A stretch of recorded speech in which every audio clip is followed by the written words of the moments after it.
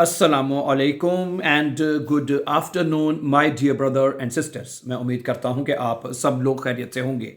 अच्छा दोस्तों, आज हम जैसे कि आप जानते हैं हम ग्रामर को तो बहुत मर्तबा सीख चुके हैं। ग्रामर ग्रामर ग्रामर ग्रामर करके मैं अखीर हो गई है ग्रामर की, ठीक है। और हमें हर चीज़ की समझ भी आ चुकी है माशाल्लाह। स्टूडेंट लोग हमें मैसेज करते हैं, कमेंट्स करते हैं, कॉल फ़ोन करके बाकायदा हमें बताते हैं कि जी हमने जो है मतलब कि ग्रामर को सीख के अपना B1 पास कर लिया है, ठीक है। अब आ जाके जो स्टूडेंट्स बात करते हैं जी वोकैबुलरी हमारी बहुत कम है, वोकैबुलरी हम कैसे इंप्रूव करें। तो आज से इंशाल्लाह ताला हम कल भी हमने वोकैबुलरी का एक लेसन अपलोड किया था। आप कोशिश करेंगे कि अब रेगुलर जो है हम आपके लिए वोकैबुलरी के अल्फाज लेके आए ताकि वो भी हम रोज़ाना के याद कर सकें, ठीक है।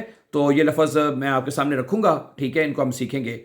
और आज का लेसन शुरू करने से पहले अगर आप हमारे चैनल पर नए हैं तो सबसे पहले चैनल को सब्सक्राइब कीजिए ताकि आने वाले नए इंपॉर्टेंट लेसन आपको मिलते रहें। और इसी तरह वो बहन भाई जो हमारे चैनल पे बिल्कुल पहली मर्तबा आए हैं उनको ये मैं आपको बताना चाहता हूँ कि आप अगर B1 पास करना चाहते हैं तो आपको 4 जर्मन केसेस आपने सीखने हैं। 4 जर्मन केसेस का मतलब होता है B1, ठीक है। B1 का मतलब है 4 जर्मन केसेस, ठीक है। तो अगर आप B1 पास करना चाहते हैं तो ये 4 जर्मन आपको 4 जर्मन सीखने पड़ेंगे आपको, ठीक है। हमारा यहाँ पे स्कूल है ना, तो हमारे स्टूडेंट से बात होती रहती है, हम उनसे पूछते हैं। जो फेल होते हैं उनसे भी बात होती है, जो पास होते हैं उनसे भी बात होती है। और उन दोनों में फ़र्क एक ही होता है, क्योंकि जिन जो पास हो जाते हैं उनको ग्रामर आ रही होती है, जो फेल हो जाते हैं उनको ग्रामर का बिल्कुल कहने के उनको पता ही नहीं होता, इस वजह से वो फेल हो जाते हैं। A/Y लेके आ जाते हैं, R/Y का सर्टिफिकेट उनको लाजमी मिल जाता है, लेकिन B1 अनफॉर्चुनेटली वो नहीं कर पाते। समझा रही मेरी बात आपको, ठीक है। तो आप ये 4 जर्मन केसेस हमारे इसी यूट्यूब चैनल के ऊपर आप चले जाएं। 100 डेज के नाम से एक पूरी ना एक प्लेलिस्ट पड़ी हुई है, ठीक है। 100 डेज के नाम से उसमें सारे पहले आपको नॉमिनेटिव, अक्यूजेटिव, दाटिव और गेनेटिव के लेसन्स आपको एक सीक्वेंस और एक तरतीब के साथ मिलते जाएंगे। उनको वॉच करें और आप घर बैठे उनको सीख सकते हैं। चलिए अब हम वोकैबुलरी के चंद इंपॉर्टेंट अल्फाज जो हैं, पहले मुझे वो लफ्ज़ आपने बताना है कि वो लफ्ज़ आपको आता है या नहीं आता। फैसला, फैसले को जर्मन जुबान में क्या कहते हैं? फैसला, डिसीजन जिसे हम इंग्लिश में कहते हैं। फैसले को जर्मन जुबान में कहते हैं एंटशाइडुंग, और इसका आर्टिकल है दी एंटशाइडुंग है, एंटशाइडुंग, दी एंटशाइडुंग फैसले को कहते हैं दी एंटशाइडुंग फैसला। अच्छा, उसके बाद अगला लफ्ज़ है जिम्मेदारी। जिम्मेदारी को जर्मन जुबान में कहते हैं दी फेरअंटवॉर्टुंग। क्या कहते हैं? दी फेरअंटवॉर्टुंग, जिम्मेदारी जो होती है उसको कहते हैं। इसके अलावा अगला लफ्ज़ है इम्कान या मौका। इम्कान या मौके को जर्मन जुबान में कहते हैं दी म्यूग्लिशकाइट है। क्या कहते हैं? दी म्यूग्लिशकाइट, ठीक है। इम्कान या मौके को कहते हैं, सही है। इसी तरह अगला लफ्ज़ है राय, यानी ओपिनियन जो होती है, जो राय होती है उसको जर्मन जुबान में कहते हैं दी माइनुंग। माइनुंग कहते हैं और दी उसका आर्टिकल है, ठीक है। दी माइनुंग, ठीक है।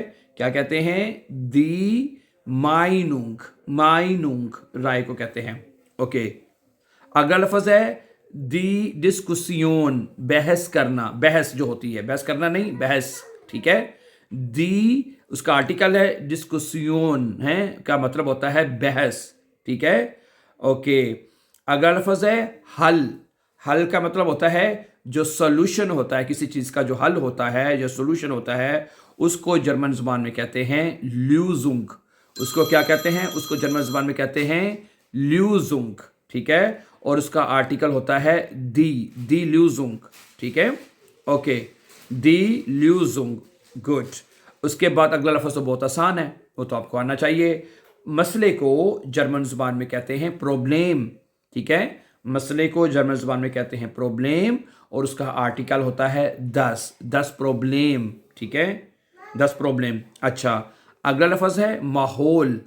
माहौल को जर्मन जुबान में कहते हैं उमवेल्ट।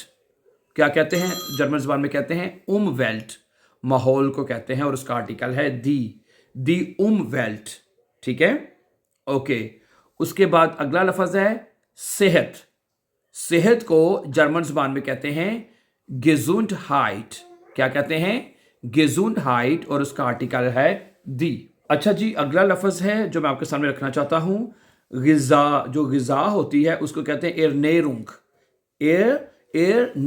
एरनेरुंग, ठीक है। जो लफ्ज़ नया होता है या मुश्किल होता है उसको तोड़ के पढ़ लिया करें हमेशा, ईजिली बंदा पढ़ लेता है, ठीक है। दी इसका आर्टिकल है, दी एरनेरुंग, ग़िज़ा को कहते हैं, दी एरनेरुंग है, ग़िज़ा को कहते हैं। अच्छा, अगला है हरकत या वर्जिश को जर्मन ज़बान में कहते हैं बेवेगुंग। जर्मन लफ्ज़ जो स्टूडेंट्स कहते हैं ना अभी बहुत औखा पढ़ना है, ये है, मैं कहता हूँ गलत है। जर्मन ज़बान को पढ़ना, जर्मन लफ्ज़ को पढ़ना सबसे ज़्यादा आसान है, सबसे ज़्यादा ईजी है my dear brother and sister. मैं सीधी बात आपको बता रहा हूँ, क्यों? उसमें लफ्ज़ को एक एक लफ्ज़ प्रोनाउंस होता है और जिस तरह लिखा हुआ उसको आप पढ़ते जाएं। जैसे बेवेगुंग हरकत को कहते हैं। अच्छा, उसके बाद है स्ट्रेस का मतलब होता है जहनी दबाव, स्ट्रेस कहते हैं, उसका आर्टिकल देयर है, देयर स्ट्रेस है, जहनी दबाव को कहते हैं। अच्छा, फारिग वक़्त, फ्री टाइम को जर्मन ज़बान में कहते हैं फ्राइसाइट। क्या कहते हैं? फ्राइसाइट, और इसका आर्टिकल है दी फ्राइसाइट। अच्छा, उसके बाद है सफ़र को जर्मन ज़बान में कहते हैं राइज।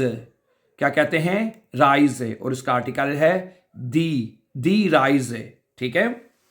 अच्छा, और जो छुट्टियां हैं, छुट्टियां जो होती हैं जिसे उर्लाub कहते हैं जर्मन ज़बान में, उर्लाub, छुट्टियां, उर्लाub, ठीक है, देयर उर्लाub, छुट्टियां। अच्छा, एक और लफ्ज़ भी होता है फेरियन, भी छुट्टियों को कहते हैं। अब ये फेरियन और उर्लाub में क्या फ़र्क है? फेरियन एक लफ्ज़ है, आपने पढ़ा होगा, जो बच्चे करते हैं ना, हमें फेरियन है, हमें छुट्टियां हैं, वो जो स्कूल से छुट्टियां होती हैं ना उसे कहते हैं फेरियन, ठीक है, या ठीक है।